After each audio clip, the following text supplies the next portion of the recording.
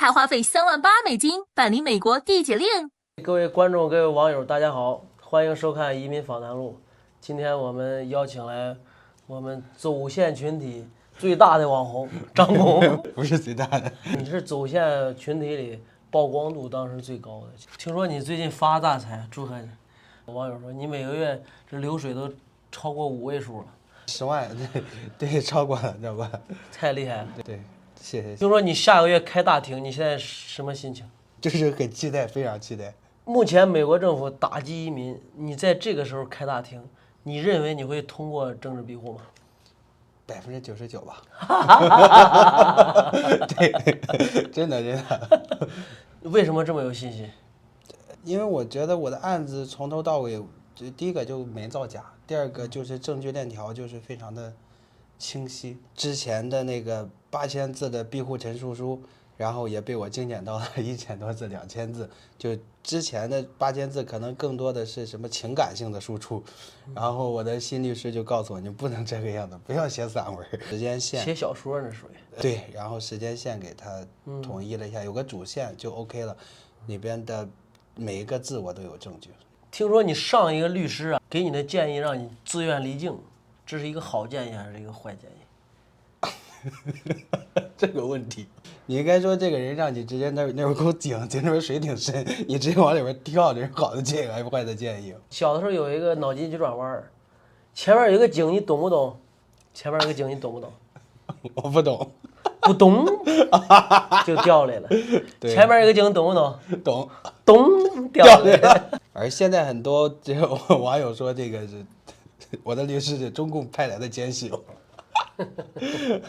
你的移民法官是某某 Andrew， 他的通过率低于5%，也就是说20个人只有不到1个人能通过。对，这好像2.7吧，通过率。通过率4点几，4点几，那挺高的。对，真的挺高的。为什么这么坚定认为你会通过政治庇护？但是我之前是查过这个庇护法的。我的这种行为，我可能在国内的时候只是把我抓走了，我给我个行政处罚，还要说给我做什么毒品检测和精神病检测。但是说他没有说真正的给我像其他的很多政治庇护的朋友们，可能都是验伤报告，头断3根，我可能这些东西都没有。你有精神病报告吗？上一次咱俩聊过这个，我本身就是精神病，但是他没给我出报告。对，本身就是患者。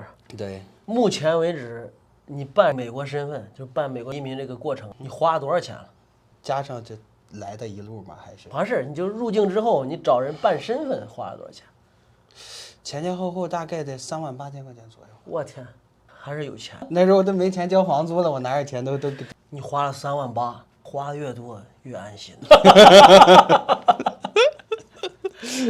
对，心里越放心，是吧？不，现在觉得不放心。按说你属于反共和走线群体的名人，理论上应该有某组织可以免费的帮你办身份，但是你选择了还是花钱办。你是不想麻烦别人，还是不想给别人打广告更多一点？主要是不喜欢麻烦别人。对，我性格能。不去麻烦，尽量不要。能多花钱就多花钱。不对，我这肯定还是能省钱则省钱，但是这种我觉得就需要花钱的事情，我可以去不去欠人情，我肯定尽量不要去这样子。这38000现在这个身份办成什么样啊？就反正只能说那有口井，懂不懂？对。现在一看得卖过去，懂为不懂都不行。对，都不行，必须得绕过去。你看我们中文互联网有很多的民运大哥。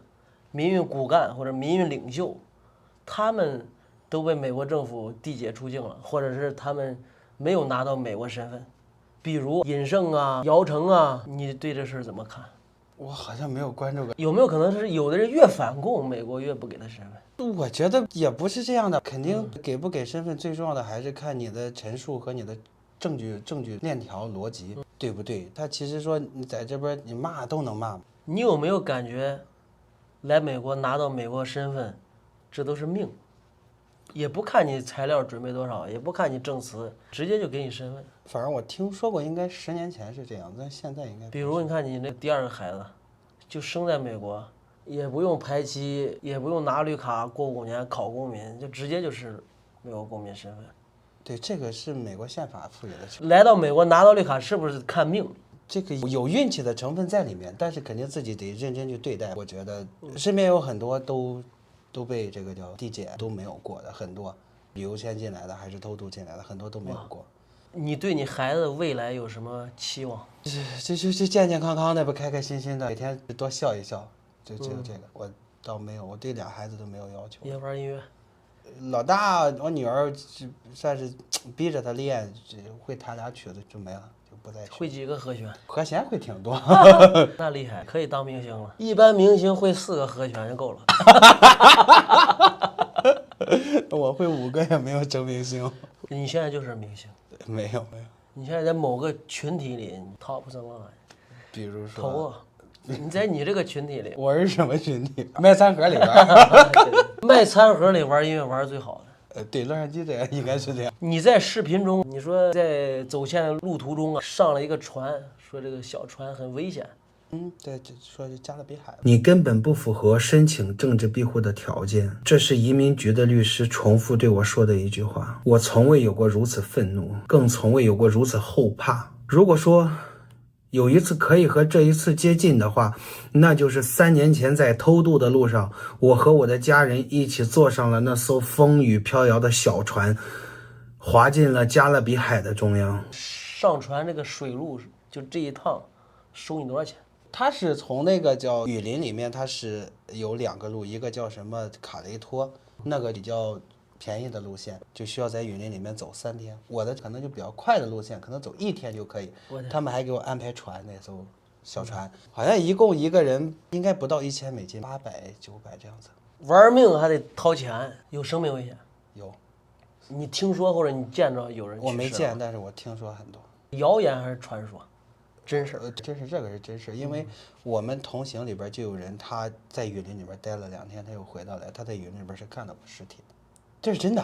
不是，咱说水路，水路有，网上那个太多了，这没有很多，也没有很多。媒体有报道过，船翻了，好像死了3个。多大个船？船这就宽着，就是人挤人这样，咱们能坐5个，就是4个，这横着坐4个，长有大概20多排，很长。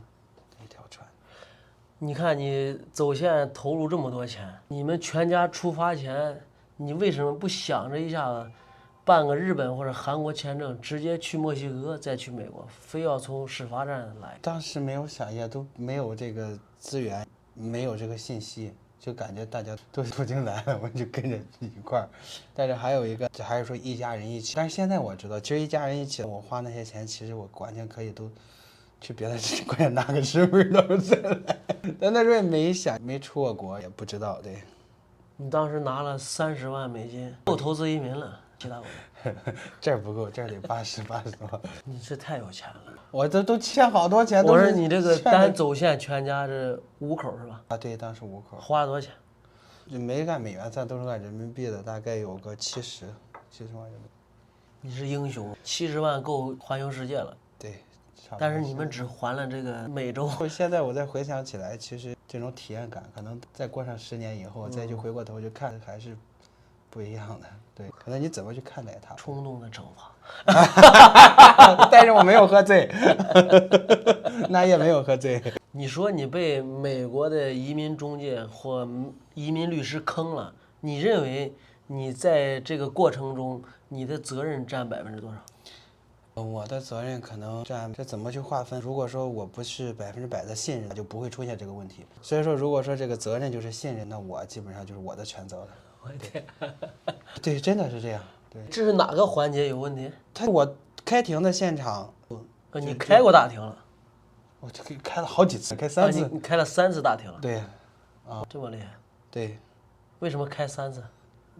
之前不知道，就到那儿了之后就没有。到那儿了之后，人就说，哎，突然律师就说改时间了，但是律师去了就得交钱了。开了3次，小庭也是3次。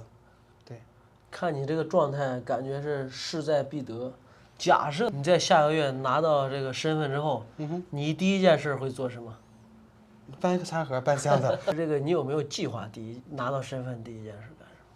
其实这东西没有，就觉得它非常的重要。其实我自己也想很明白，真的拿到了它的之后，现在的我有很多想法，我要答应我女儿，我要带她去日本，我要去，包括我还想去意大利，要去玩儿。但是就我现在的这种情况，我也没有那么多时间，真的就带着他们去。对，所以那可能就可以去趟墨西哥。忙的那毛驴忙的下不了磨盘。对对对，基本上就这种情况。出不了工棚。对，眼睛还蒙着。有网友问：假设你最后真的没拿到身份怎么办？真没拿到。对，就说下个月的开庭，如果说被拒了，那我还继续上诉，再上诉他又把我拒了，我就去欧洲嘛。对，怎么去欧洲？这已经在美国的信息资源就比较多了嘛。总有人骂中国护照是猪肝红，实际上中国护照福利也不小。中国护照能一口气儿给你干到波黑，给你干到塞尔维亚，够用了。你剩下整个环地中海那个北非国家，哪个非洲国家能让你去欧洲？我不知道真的假的。有一个网友说你支持川普，不是这是谁说的吗？这纯粹放屁。不支持。从第一届但是我基本上不太去表达这些东西，但是我发作品里边其实指向性是很明显的，我就不喜欢他。首先我之前我就说过，我的感觉可能不对，我只是代表我自己个人的观点。美国信誉在整个美国的信誉都在极限的下降，这个东西本身是一个以契约精神的这么一个为基础的，关键是3亿人啥人都有。对，所以说不是3个人。就上次你跟我说的，对美国祛魅了吗？现在去了。也没有，我觉得好还是好，但是再好它都有它的这个不好的地方，你得承认它的好，但是也要承认它的不好的地方。对，我们走进这个圈子，或者你认识这个熟人这个圈子里，现在是拿到身份的人多还是少？什么样的比例？我认识的人本身也不多，但是我认识的这种旅游签也好，近3到5年过来的，还是说偷渡过来的，只有一个拿到的身份，面谈就拿到了。但是他在国内，他本身就是翻译，他英语很好，面谈直接就自己英语一顿聊，接着就过了。今年应该拿卡，去年谈的，他去年年初进来2月就谈完了之后，他是去年面谈的。对，有没有见过今年过的？没有，一个也没有。听说？这不是马上你就听说过吗？真的哥。我说有没有听说除了你以外，2006年有人拿到身份的？没有，2026年目前还没有，可能我的圈子也比较小了。那你说这比例是多少？1%？这很多人都在看通过率，我就不太相信这个。不是我的意思，咱这个生活圈里通过率是多少？那就我的这个圈子里边就是0。这么残酷吗？看见拿到递解令的人多少？也不多，递解令的对，3个。有一个网友提问一个问题：你父母不是跟着你一块儿来到美国了？他们申请庇护，你感觉把握大吗？通过的可能？我觉得我妈妈通过率还是挺大的。为什么？对，她当时在国内不是子宫摘除吗？我天，对，这通过率比你高。对，但是她现在还没有出来她的大庭时间，我不知道为什么。是一个法官，同一个法官。假设你父母的身份被拒了怎么办？最终被拒了，这个我还真没想过。对，光想怎么来了，你说也没想，最终不过就到时候再看想办法。我的过了，父母的没过，那父母再申请这个叫开庭什么第9巡回，可能也要2到3年时间。可能我到时候拿着绿卡了，就去东南亚就给他安排上那儿就养老呗，就怎么办？对，我感觉你这个人很诗意，每天研究诗和远方。其实眼跟前也看也盯着，对对，要不然你这压力很大，就是每天国底灰也有是吧？对，很多。有一个网友问：如果美国政府同意你庇护了，但是他同意条件是把你放到第3国安置，不在美国怎么办？那第3国是什么国家？就弄非洲去？乌干达之类的。虽然我前段时间，我爱人和我说了一句话，他说咱们这一家人无论到任何一个国家都能过得不错，因为我们家一家人是属于非常的，就中国话讲的拧成一股绳的一个，遇到任何的事情我们都是一家6个人就一起扛这样子。但是我也和我老婆说了，也不去。你作为一个音乐人，你有没有打算在美国办一个自己的小的演唱会？这太打算了，我太想了，我都好几次都想去他给门口去晚上去路演，唱歌。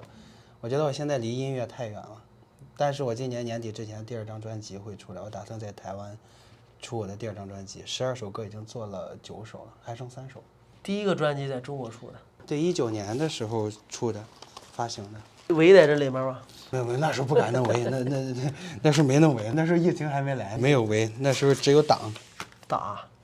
这是我的。也像艺术家，印象派。当时你做这个音乐花了多少钱？在国内的时候，前前后后连编曲，连整个这里边只有8首歌，连做 CD 花了好像不到10万吧。你发现没发现？追求所有爱好都得倒贴。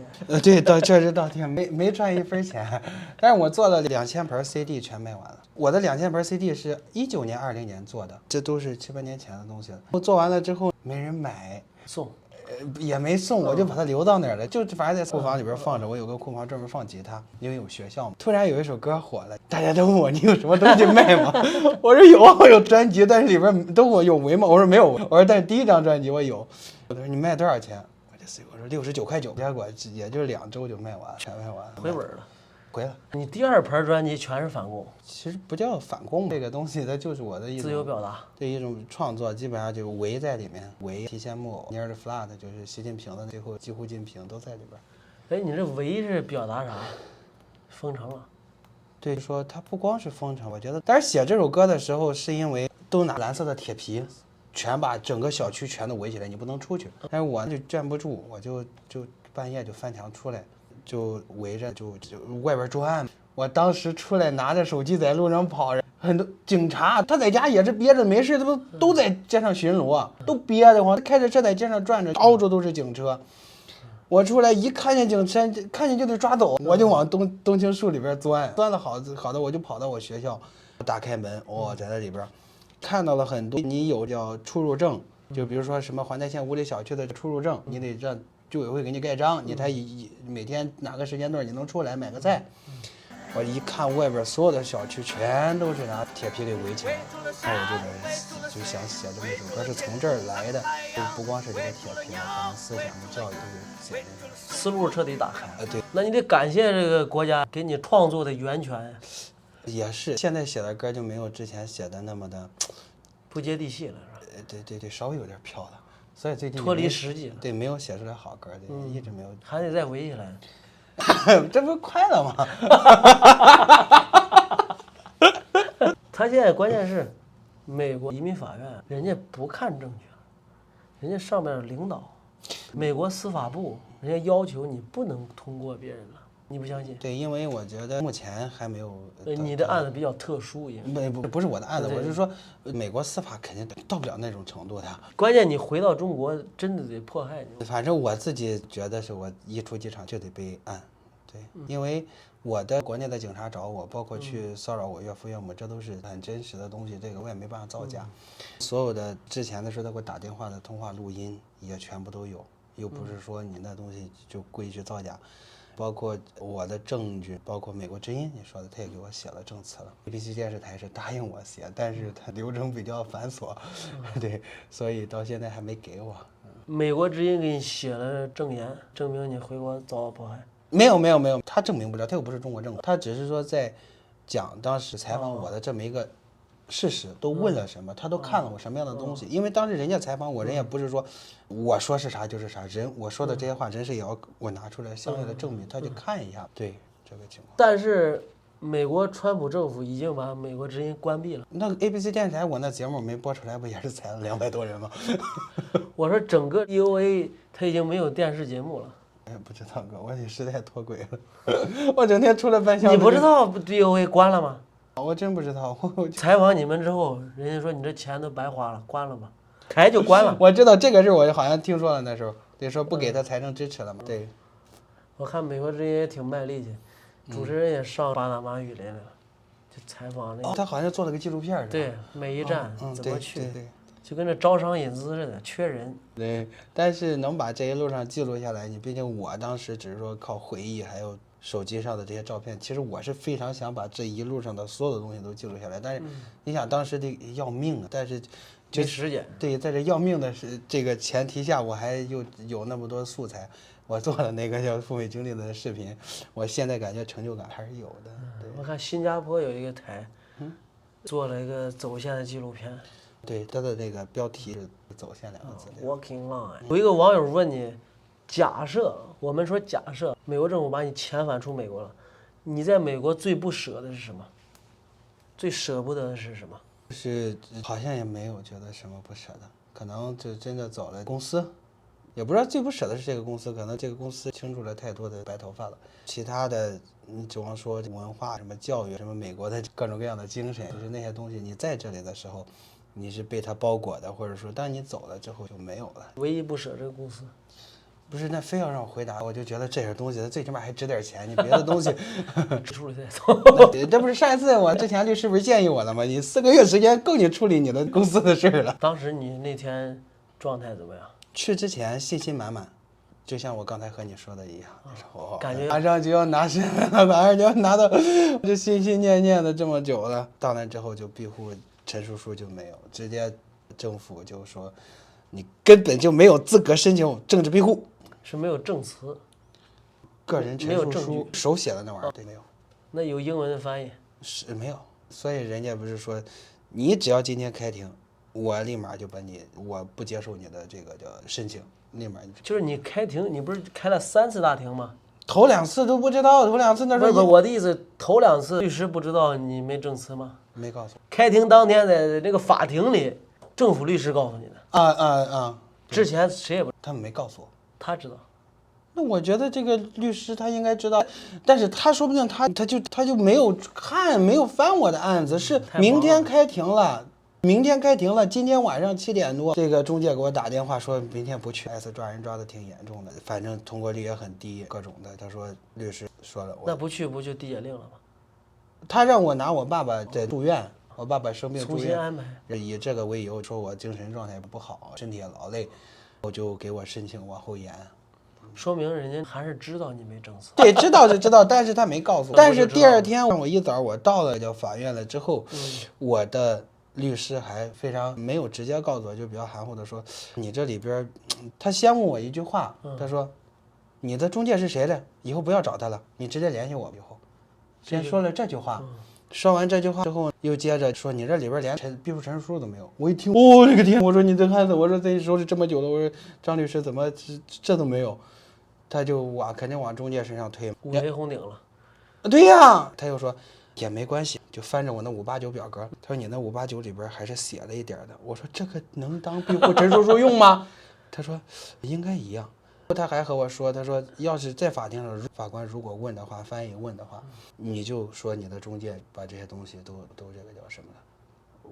那我怎么办？反正就进去呗，到点就进去，直接五雷轰顶，手都是抖的，我坐到那儿就浑身都抖。对，都谁参加这个大庭了？就我老婆和我女儿，我女儿在后边坐着。当时法官不判，法官就是比较同情你。对法官，我觉得这个法官不管是什么，别人说的通过率低，说的就是坏怎么？我觉得他是一个很正常的一个法官，很美国的一个法官。对，我觉得他应该是很认真。比那个中介跟律师做活细是吧？哎呦我天哪，那不是做活，那是摆局。我现在听懂了，你这个中介和你这个律师交接出现遗漏。没有，我的中介都把我的不是就在这个交接过程中，咱不管谁，或者你交给这个人，你交给 A 交给 B， 对我交给 A 了 ，B 上传 C， 对 ，C 没有，对，但是我能知道我这边是给了 A 了。A 也各种截图什么的，得是证明交给了 B 了。这个 B 往 C 弄了没弄，就看你说的太忙了，对，就可能就把我这事儿就给忘了。全是事儿，对，全是事儿。美国我告诉你，10分钟一个事儿，不用那么久。你刚才咱录10分钟，有人来取货了。对，又过10分钟，有人打电话。美国10分钟一个事儿。今天很高兴跟你聊天儿，我更高兴。有什么想说的吗？去洛杉矶，在美国演出，这个是我非常大的一个小梦想。可能是我的案子这个事儿结束之后，我真的会去路边拿，我有音箱有东西我都弄好了，然后去弹弹琴唱唱歌，前边摆上一个吉他箱子，有愿意打赏的可以丢个1块或者50美分之类的。另外，希望大家去听听我的歌。对，另外一个如果说有需要什么纸巾和餐盒的这个业务的，有需要也可以联系我 www.gsf2024.com。在美国当一个音乐人也不容易。刚才兄弟说了，天天搬箱子搬的都弹不了吉他了，哪还有梦想吗？干活好，干人。美国，天天干活干。好干。美国，天天干活。干就完了。即使你的申请案件100%符合资格，但你的猪队友一上场，那也是无力回天。本视频仅为嘉宾个人观点，感谢收看。